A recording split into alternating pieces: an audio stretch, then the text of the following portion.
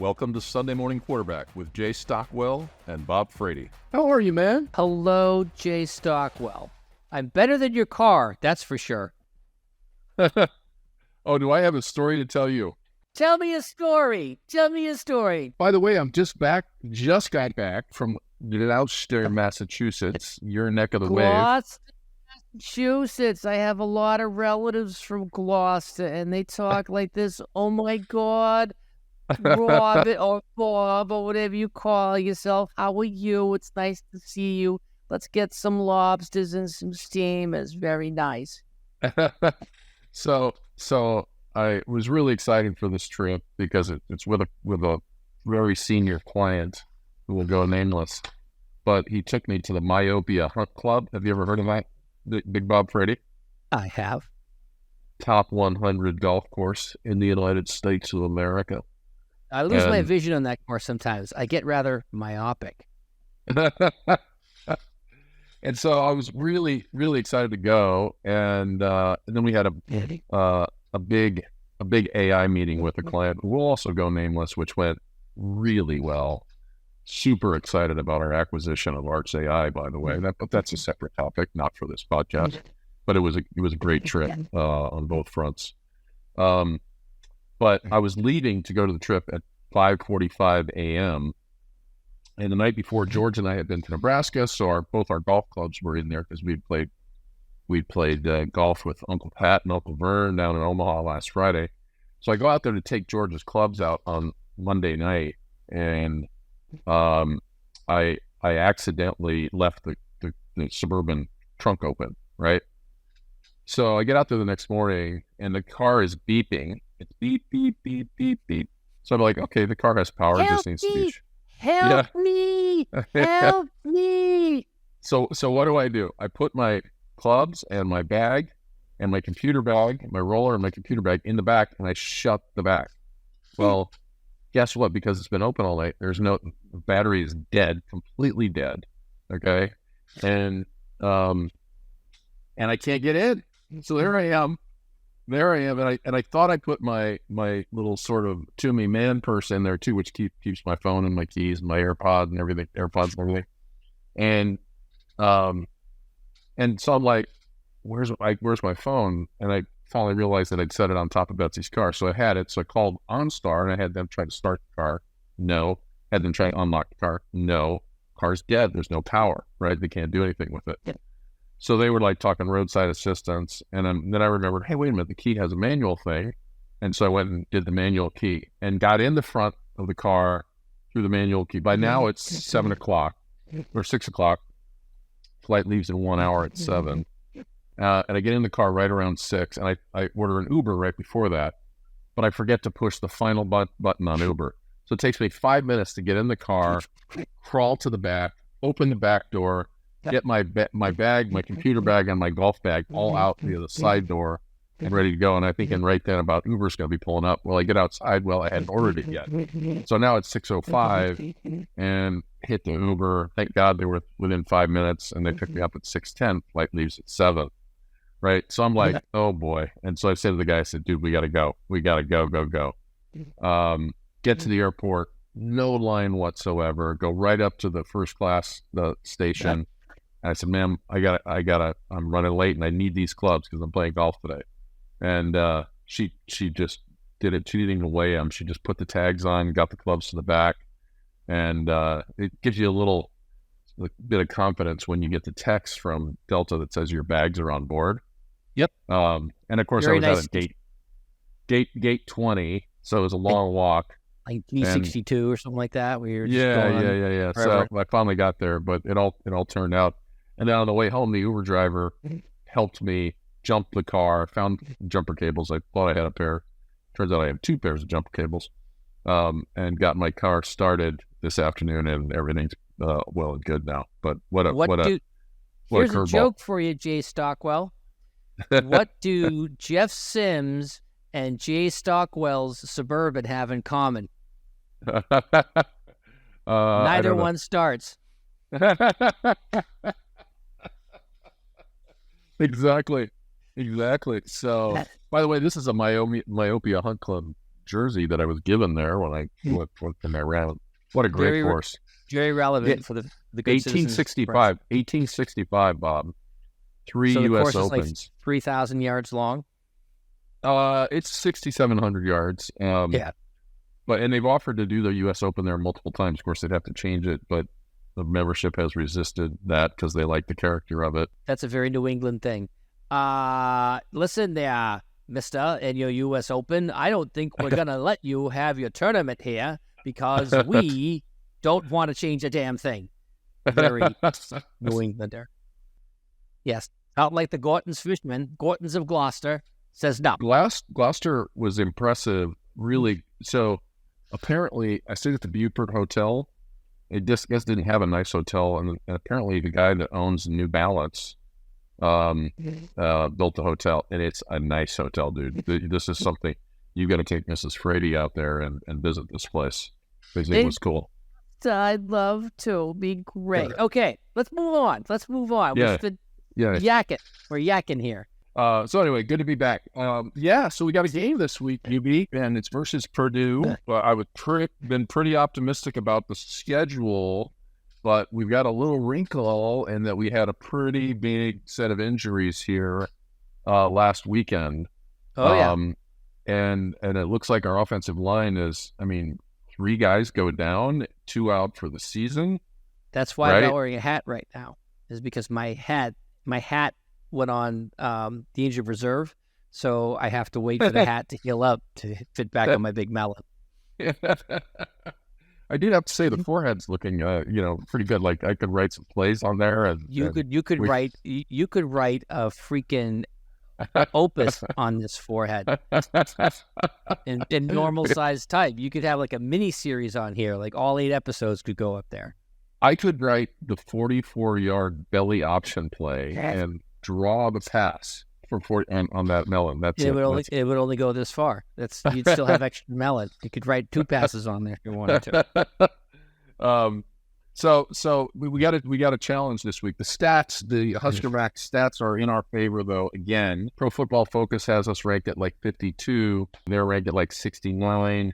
We obviously have the edge on defense. They have a little bit of an edge on offense, particularly in passing. So to me, the whole game comes down to, can we execute with the new offensive line, not have a bunch of penalties? But there's some seasoned guys coming in. We've got Teddy Prohashka. You just mentioned the other one right before we started.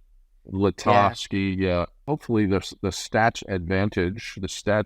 That vantage says... it's a 2.5-point line, right? I am never going to leave a Vegas line in Nebraska again.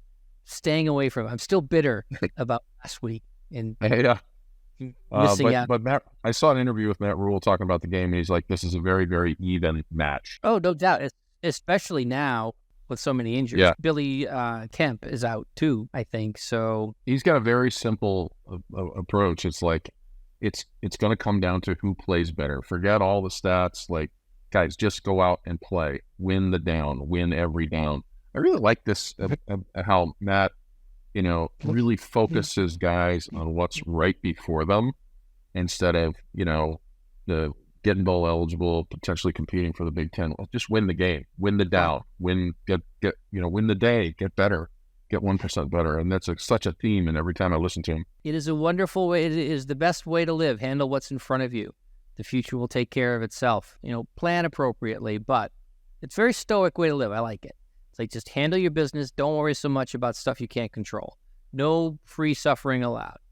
That said, I do think that much like your car, Jeff Sims will reemerge this week. I don't know if it's this week, but he's going to reemerge, and he's been such a great teammate. Mark my words, it's this week, and here's why.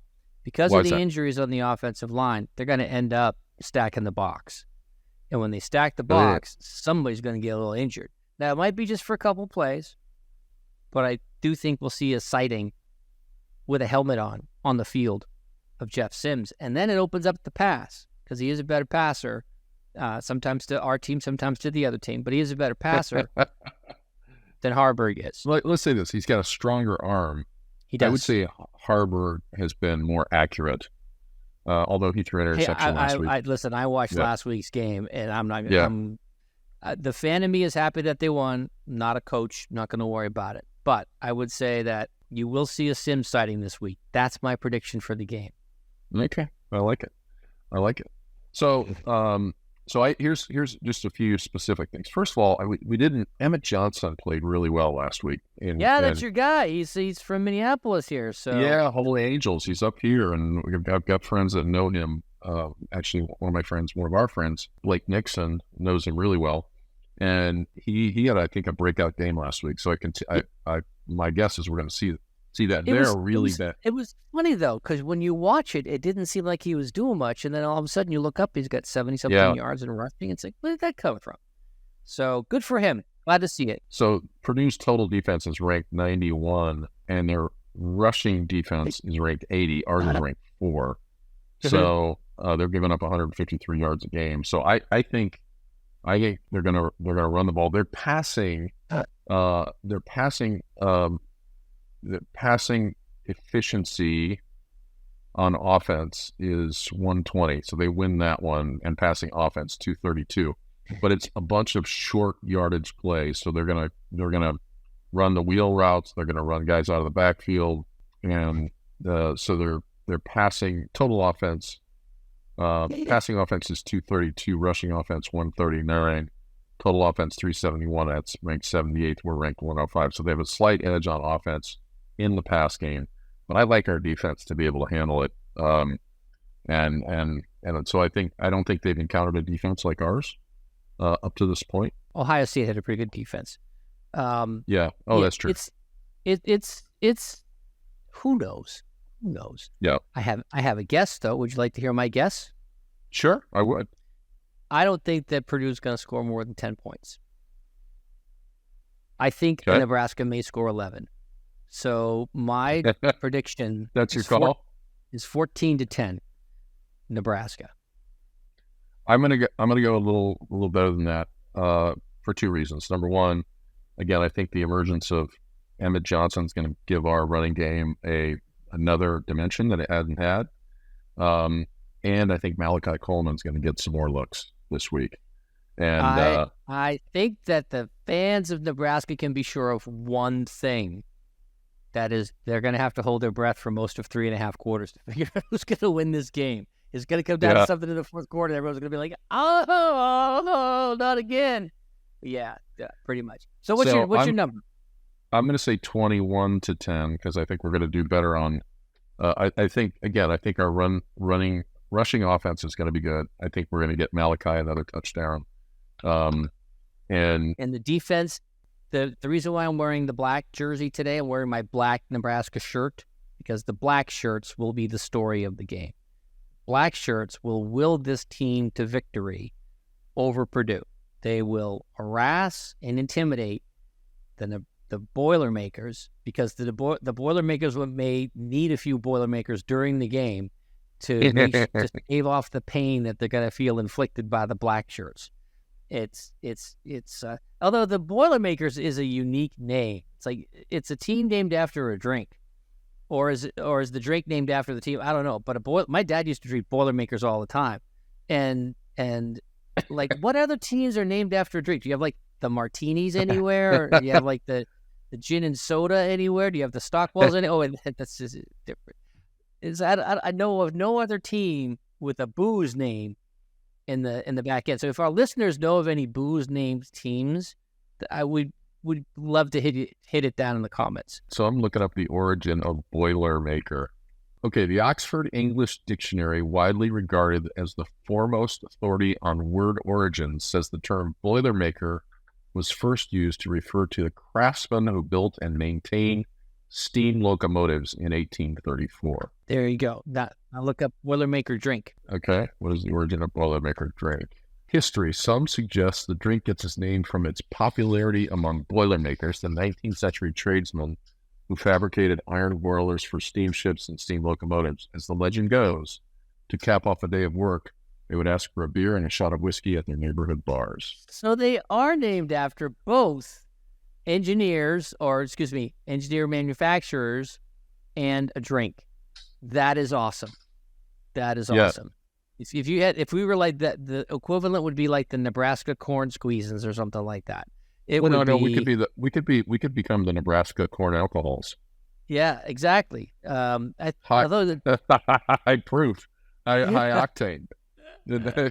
We are kicking out some ethanol. So we both agree that there will be a victory this week for Nebraska, and we're both calling an under because the over is 40. An under because every time they've almost been under. Somewhat limited offenses of the Big Ten West are coming to 4. Who knows? It may be a big surprise, but I think it's supposed to be a little chilly, which will be nice. Maybe the wind's blowing. If the wind's blowing, it might be 3-2. Oh, what are we saying about the weather? That's a good question. Lincoln weather. Ooh, 39 degrees. Ooh, yeah. Wow. Boy, did we pick the right weekend to go last weekend. Holy smokes. Good running weather. I am excited to see. The offensive line is injured, no doubt. But the easiest part of offensive line play, from what I hear, since I am not an offensive lineman, running the ball is easier than pass defense. So precipitation, 40% chance during game time, Bob, which is a 2:30 game on Fox. Have you ever gone to a football game where it's high 30s and raining outside? Yeah, it's not good. Yeah, and it's miserable. It's miserable for everyone except the players. The players are running around. They're hot. It's no big deal. As who aren't playing and everyone in the audience, it could get messy. Everyone just missed it last week when it was just so, I think I showed this in the last pod. There it is. The trophy, that looks like something bad's about to happen. I feel like I'm in Boys Town or something. Oh, be careful. But again, we're G-rated. Don't go there. Why did you grab that putter there, little Bobby? Oh, no. These were... Here, right, this is a picture. That's how beautiful it was last weekend. Have a Boilermaker. Yeah, have a Boilermaker and grab that putter. Just 75. Well, it's going to be like a 40-degree difference at the game this week. Well, that's an interesting wrinkle. One other factor that we need to talk about. Guess who went to Purdue? That we know very well. I don't know. Nana. Oh. Nana. Yeah. Oh, yeah. Oh, yeah. Oh, yeah. Oh, yeah. You know, Jay, we're just going to root for the team that does the best. And if it happens to be you, then that's great. And if it happens to be Nebraska, then I'll be so happy for you. But but we know Purdue's going to win. So Nayla's hosting a Halloween party on Sunday. I'll see if I can get you an invite. Wow. Do we have to dress up? I don't want to dress up. But I'll come as a Nebraska fan. Either I'll be happy or crying, one of the two. Yeah. Nayla went to Purdue. So Betsy's grandparents, Nina and Bappa, went to Purdue as well. The idea of having grandparents who went to college is something that's completely anathema to me. It's like my grandparents nope. My parents didn't even go to college. Never mind my grandparents. So that's it's a whole new set of shoes for Bob Brady. But it's cool. It's cool if your grandparents went to college. I get it. That's nice. But pain. But the forecast is for pain. Another contributor to the low scoring will be the weather. But the running game, as Coach Tom Osborne said last week, talked about the weather and wind and how important the running game is there. So I reinforce last week. Tom Osborne comes on. It's like, the wind does blow occasionally, and what does he do? He's and I'm going to meet with the team. He calls a play, and then they use it, and it scores a touchdown. I was like, pumped. That was Turner Gill used to throw that play, and it was just he did it with such skill. And it was so amazing, the belly option. And apparently Ron Brown's been asking for it for a while. But yeah, Coach Rhule said he pointed up to Osborne's box on that one. Do you think that Nebraska will run a pass on their first offensive play, or do you think they'll run the ball? My guess is this week they're going to run the ball. I think they'll pass again just to be pricks. It's like, no, I hear you people. And so if they pass on the first play, I'll laugh. Again, back to the stats, their passing defense is ranked 91st. So there's some holes in that passing defense. Their total defense is ranked 91. Our total defense is ranked 21. I like our setup. Despite it's only a 2.5 point margin, we're going to play great defense and we're going to run the ball. The black shirts will carry the day. And then Malachi is going to get loose a couple of times. All right. Again, I predict. So there you have it. There's our pre-show prediction. How do we end this? We're on a streak with this right now. So we have to end this. I like this angle in your office. This is where you get a little bit of the light, which is good. It's not that boring sunlight that we had last week.